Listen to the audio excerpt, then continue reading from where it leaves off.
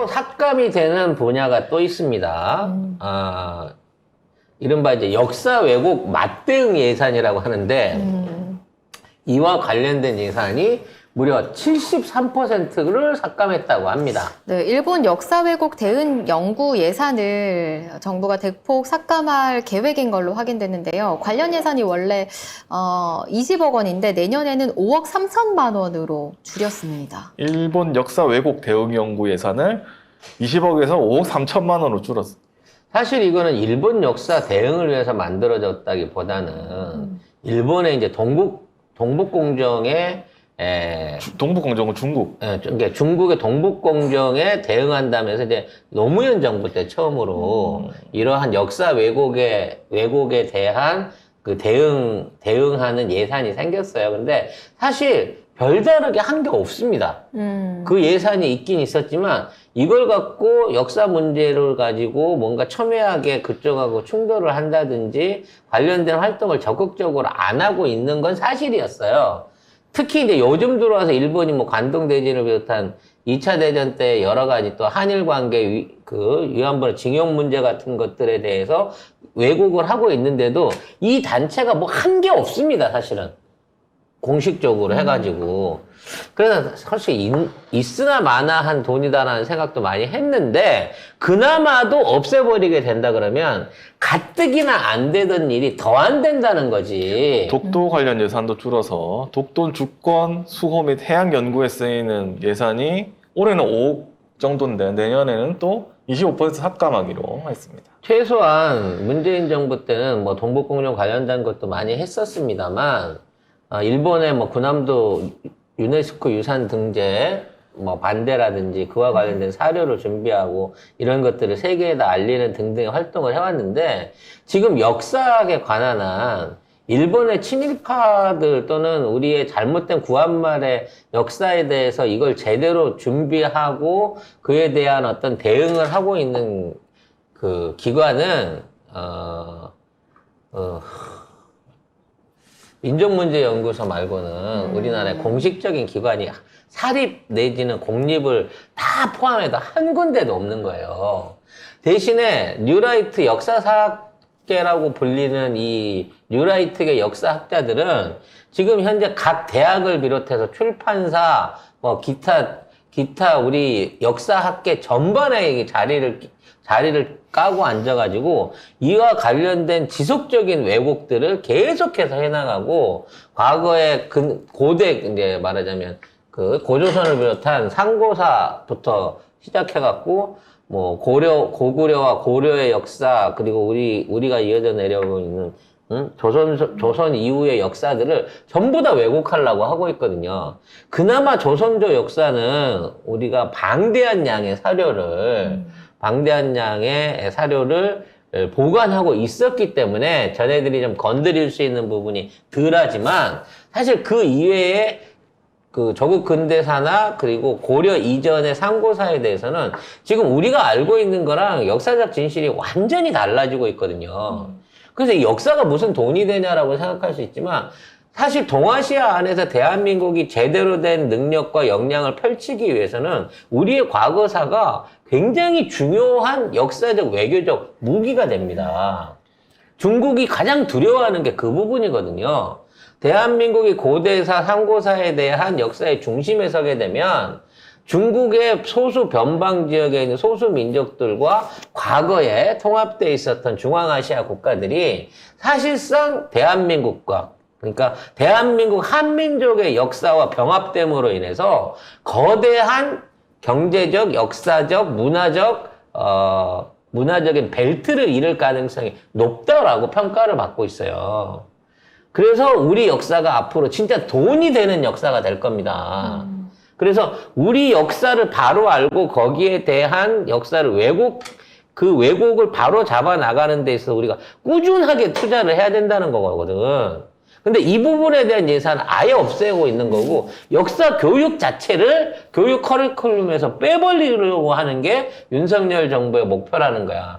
이건 궁극적으로 뭐야?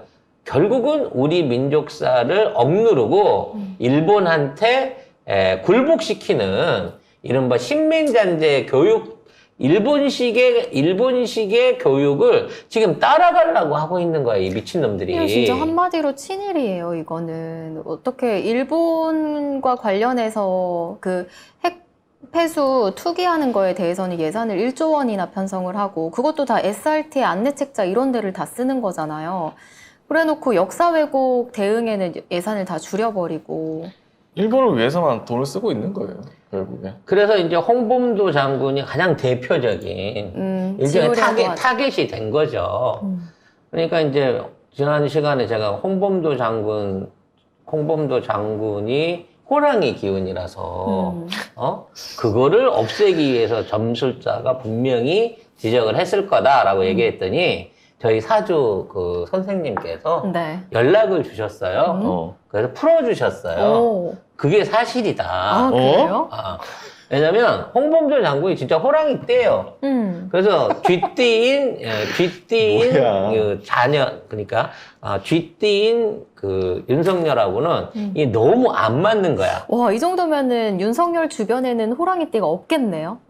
그렇지. 아니, 호랑이띠가 무슨- 상극인 거지. 과학 하면서 응. 뭐 풍수 지리를 하고 이거 뭐 띠를 하고 이게 뭐야? 미신이 이게. 과학이죠. 그러니까 풍수과학인 거예요. 그래서 얘가 쥐띠기 때문에 호랑이띠는 배대를 하고 그 다음에 그 용띠를 우대를 하는 그런 식의 민사정이 펼치타는 거예요. 그래서 그 장관들 중에 그게 없다는 거야.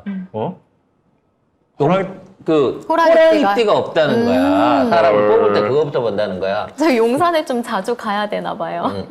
네가 거기가 상주를 해서 살아라 아예. 그래서 이 상극을 보게 되면 지금 내년이 이게 이제 그 봄의 기운이 강한 해예요. 그래서 내년도 가게 되면 윤석열 길을 못 펴고 힘들 것인데 그래서 홍범도 장군을 올해 안에 육사나 이런 데서 빼내려고 하는 이유가 내년 가면 더 나빠지기 때문이라는 거죠. 그래서 윤석열의 금의 기운과 상극이 목의 기운을 가진 사람들이나 이런 관련된 것들을 멀리 하려고 하는 일종의 무속적인 움직임을 보인다는 거야. 그러면 목의 기운하고 상생인 게 목의 기운을 대표하는 게 뭐냐? 일단 성에 나무목이 들어가는 거죠. 박씨, 이씨, 이씨. 네. 송씨, 홍씨. 나무목이에요. 송씨가 밑에. 그리고 나무가 2개 있는 성이 뭐죠? 임씨죠. 그래서 이런 사람들한테 임성근 사단장. 뭐 이런 또는 임은경 검사 이런 사람들한테 작살이 난다는 거야 나중에. 뭐야? 아이. 그래서 이재명 대표를 싫어하는 이유, 네. 손작가 TV를 싫어하는 이유가 목의 기운이기 때문이라는 거예요. 이거 진지한 얘기예요. 그리고 이 목의 기운을 색으로 표현하면 뭔지 아세요? 파랑색. 어머. 민주당 너무 싫은 거죠. 그래서 윤석열이 동방으로 가면 이게 또 마찬가지 목의 기운이 있는 쪽이 동방이거든요. 그러니까 동쪽으로 가면 결과가 안 좋다는 거지. 예? 그래서 이런 겁니다. 호랑이 기운에 거기에 나무목 성씨를 가지고 네. 동쪽 출신인 사람 동쪽 그리고 출신. 파란색을 상징하는 사람한테 혼난다 너는 내년에. 저희가 파란색을 입고 모자를 그렇죠. 쓰고 한번 네. 가야 될 것 같은데. 그래서 이런 것들이 다 윤석열을 지금 짜증나게 하는 무속적인 일종의 컴플렉스일 것이라는 거예요. 근데 너무 무속에 사로잡혀 있어서 어떻게 살아요? 잠은 제대로 그러니까 자요? 굳이 이거를 무시하고 살 수 있는 사람이면 네. 그러겠지. 그렇게 하더라도 조심할 수 있겠지만 윤석열은 이제 노이로자가 돼버린 거야. 그러니까 지금 자기를 지켜줄 수 있는 거는 한동훈도 아니고 검찰 권력도 아니고 오로지 무속뿐이라고 생각을 하고 있을 거라고요. 하긴 뭐 손에 왕자 쓴 사람이 뭘 그럼. 하겠냐마는. 어쨌든 그래서 그런지 SNS에 2018년에 국방부가 공식 SNS에 올린 영상인데 이게 뭐냐면 홍범도 장군이 공산주의자라는 주장은 오해다라는 내용의 이런 게 이제 비공개 처리됐고요. 그 다음에 국방일보 기사도 홍범보 평전 작가를 다룬 국방일보 기사도 없앴습니다. 그렇습니다. 뭐 그렇게 하고 있습니다. 그래서 이제 그 잠수함도 이름 바꾼다고 하고 있고 네. 이제 홍범도 장군 지우기에 들어가고 있습니다만 오늘 국방부 장관이 홍범도함 명칭을 검토하겠다 뭐 이런 식으로 얘기를 했네요. 네 마음대로 하시고요. 니들이 어떻게 뒤집어놔도 그거는 니들의 마지막 날을 재촉하는 결과일 뿐일 것이고 홍범도 장군을 니들이 감춘다고 하더라도 호랑이띠 독립지사들 얼마든지 많고요. 이 땅에 나무목 성씨를 가진 임은정 같은 송명훈. 사람들이 송명훈 내 이름 좀 빼줬으면 좋겠어. 네. 이재명 이런 분들이 네. 결코 좌시하지 않을 것이며 자 내년이 용해해잖아요. 네. 용해해가 들어오게 되면 모든 것들이 새롭게 시작하는 새로운 무진 또는 무진의 그 기운이 일어나게 되면서 모든 것들이 바뀌게 될 것이다. 그리고 내년도 총선이 있는 4월 10일은 네. 삼진월이라 그래갖고 진월에 진일에 진시예요. 어머. 4월 10일이. 네. 그래서 제 생각이에요. 윤석열은 무슨 핑계를 대갖고도 4월 10일 선거일을 바꾸려고 할 것이다. 왜냐면 지한테 졸라 불리한 날이거든요. 네. 이러한 변화의 시작이 내년 4월 10일인 거고 그때 이후에 우리가 알고 있는 방금 나무목의 푸른색을 상징하는 이 사람들이 본격적으로 힘을 얻어서 윤석열을 물리쳐낼 것이다 라는 점을 여러분들이 기대를 가지시라고 우리 선생님께서 해설을 해줄 것입니다. 어쨌든 뭐 그때는 그렇게 했고 지금 말을 바꾼 사람이 점점 늘어나고 있어요. 태용호도 2년 전에는 김일성이 홍범도는 공산주의자 아니다라고 평가했다라고 했는데 지금은 또 이게 맞다라고 하고 있고 아니 김일성이 홍범도 장군을 모셔갖고 가라고 카자흐스탄에서 제안이 왔을 때 거절했다니까. 그 사람은 그러니까. 공산혁명가가 아니라고. 그 태용은 2년 전에 이랬지만 지금은 또 바뀌어 있고요. 그 다음에 천원택시 하버드 졸업한 한덕수 총리 이분은 이 홍범도항 개명해야 된다 이렇게 얘기했잖아요. 빨리 택시비 기본요금 1,000원으로 내려줘 이 새끼야. 예전에는 뭘 했냐 공산당 활동가 64명한테 직접 서원을 한 적이 있습니다. 이 사람들은 진짜 공산당 활동가인 거예요. 그리고 홍범도 장군 몇 번을 얘기해. 소련 공산당에 들어가시긴 했지만 해방되기 전에 돌아가신 분이라고. 그러니까. 그분이 무슨 공산 활동을 했고 그 공산 활동이 대한민국의 근대사에 무슨 영향을 미쳤겠냐고. 김일성을 찬양을 했어요. 뭘 했어요 도대체? 남북 분단도 되기 전에 돌아가셨는데. 아무튼 노무현 정부 시절에 한덕수가 국무조정실장이었대요. 그래가지고 뭐 독립유공자 영예 수여안을 14번째 안건으로 토의한 뒤 그래서 그랬겠지. 통과시켰다. 자기는 절대 안 하고 싶었는데 응? 위에서 시켜서 한 거다. 나는 그런 게 주고 싶은 마음이 없었다. 뭐 이런 개소리를 시전을 하겠습니다만 중요한 건 이런 방식으로 이념 논쟁, 그러니까 그 캐캐묵은 이념 논쟁을 끌어다 대고 있다는 거예요. 저는 이게 문재인 대통령의 그림자를 벗어나기 위한 마지막 발버둥이라고 생각합니다. 왜냐하면 문재인 대통령이 먼저 말씀하셨거든요. 이제 이념은 지구상에 없다. 이념을 뛰어넘어서 이제는 실질과 이상을 추구해야 된다. 이념 논쟁은 더 이상 사라졌다라고 선언을 하셨는데 이걸 다시 부활을 시키는 거예요. 그래서 반국가 세력이 반일 감정을 선동한대. 그럼 반국가가 반일이면 그럼 너는 너의 국가는 일본이야? 친일 선동하는 거지. 친일 매국을 선동하는 거지. 그리고 국립외교원에 가가지고 이런 말 했어요. 반국가 세력이 반일 감정을 선동한다. 그러면은 국가 세력은 친일이야? 그렇지.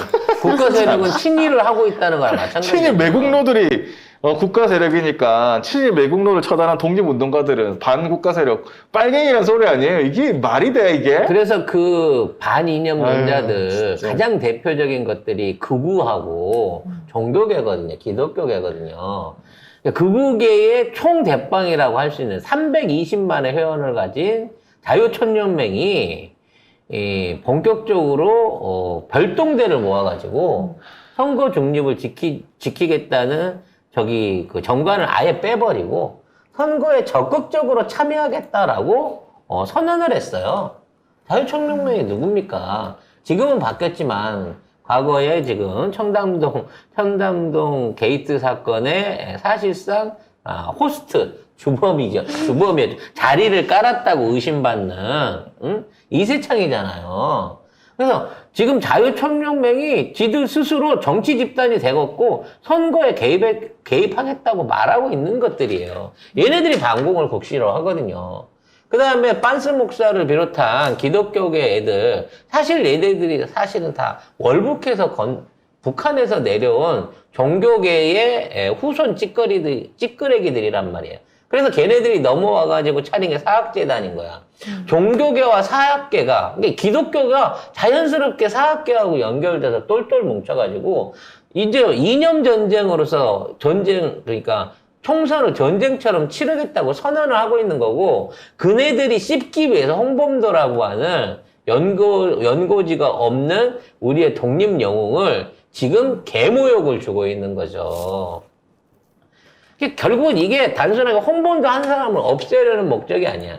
홍범도를 통해 가지고 극우 숙골 보수들하고 기독교계와 교육재단계들한테 옛날 대선 때와 같은 또 하나의 충성과 결합을 요구하고 있는 시인 거예요. 그렇죠. 충성과 결합을 요구해서 내 맘대로 할 거니까 빨갱이들 다 때려잡을 거야가 결론입니다. 이 사람들의 결론이에요. 그렇게 가고 있는 거예요, 지금. 그래서 대통령이란 작자가 국민을 적으로 상대하고 싸워야 된다고, 자기를 지지하는 30%도 안 되는, 사실상 15%도 안 되는 것 같은 사람들의 지지를 끌어내기 위해서 나머지 85% 국민들하고 싸우겠다는 전략을 취하고 있는 거예요. 쟤네들이 믿는 건 딱 하나입니다. 선거에 들어갔을 때 우리 쪽 있는 사람들 오지 못하게 하고, 선거에 참여하지 못하게 하고, 지네 식구들 많이 40% 끌어모아가지고 90% 가까운 투표율을 올리면 결국 뚜껑 까면 저희가 이긴다라고 하는 거예요. 여기에 난 이 얘기가 제일 무서웠는데, 지금 선거 사무를 책임져야 되는 선관위에 있는 사무총장이라는 사무총장인가? 이 역할이 뭐야? 하여튼 선관위의 사무를 관장하는 자가 내년 총선 때 북한과 중국의 선거 개입이 있을 것으로 예상하고 거기에 대한 대책을 대비하고 있대요. 근데 선관위 저 사람이 아마 윤석열 친구인가 그럴 거예요. 네, 맞아요. 그래서 선관위가 선거 조작 가능성을 대비해서 뭔가를 준비하고 있다는 거야. 이 얘기가 나는 대놓고 선거를 조작할 거야 라고 하는 선전포고로밖에 안 들린다니까. 이렇게 되면 총선 전에 어떻게든 수개표 관련된 법안을 물론 통과가 안 되겠구나, 거부권이 있어서 내놓든가, 아니면 이번에는 진짜 제대로 된 투표관리단이 현장에 투표관리단을 적극적으로 투입해야 돼요. 우리가 늘 총선이나 지선 때 민주당이 제일 안 하던 나쁜 버릇 중에 하나가 선거관리인들 거기에다가 등록 안 시키고 감시 제대로 안 한 거예요. 특히나 뭐 대구 경북 같이 우리 쪽에 불리하죠. 호남 같은 데서는 자발적으로 잘 이루어지는데, 이런 쪽에서는 사실상 선거 감시를 거의 안 하다시피 했거든요. 이제는 그래서는 안 돼요. 이기든 지든 전국에 있는 1200개 그 개표소 전체에 우리 제대로 된 인사들이 가서, 우리 인원들이 가서 선거 부정이 일어나지 않도록 지켜야 돼요. 그래서 이번 총선은 대선이 중요한 게 아니라, 총선 지면 대선도 없어. 아마 대선 자체가 없어지고 내각제로 돌아갈 수도 있어. 어떻게든 쟤네들 숫자를 100석 이하로 끌어내리지 않으면 이제 대한민국 안에서 직선제 선거 없어지게 될 가능성이 더 높아진다는 거예요. 독재로 가고 있는 거죠.